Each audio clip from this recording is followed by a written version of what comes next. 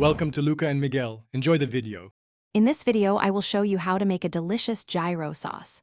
First, gather your fresh ingredients.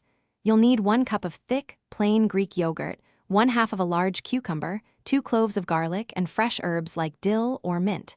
Make sure your yogurt is full fat for the best creamy texture. Grate the cucumber and squeeze out all excess water. This step is crucial for a non-watery sauce. This preparation ensures a perfect base. Now, let's talk about the precise measurements for our amazing sauce. Start with 1 cup of rich, full-fat Greek yogurt.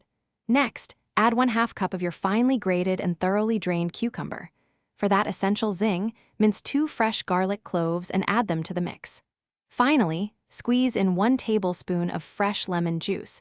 This brightens all the flavors beautifully. These ratios create a balanced and authentic taste.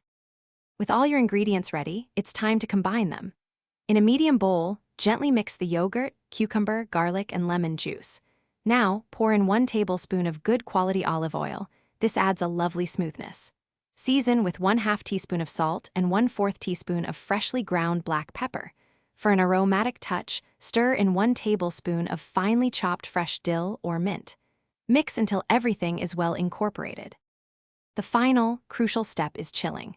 Cover your freshly made sauce and refrigerate it for at least 30 minutes or even longer if you have time. This allows all the wonderful flavors from the garlic, herbs, and lemon to fully meld and deepen. Serve your perfectly chilled, homemade gyro sauce generously with warm pita bread, grilled chicken, or lamb. Any leftovers can be stored in an airtight container for up to 3 days. Thanks for watching and please subscribe. It's the best investment you'll ever make.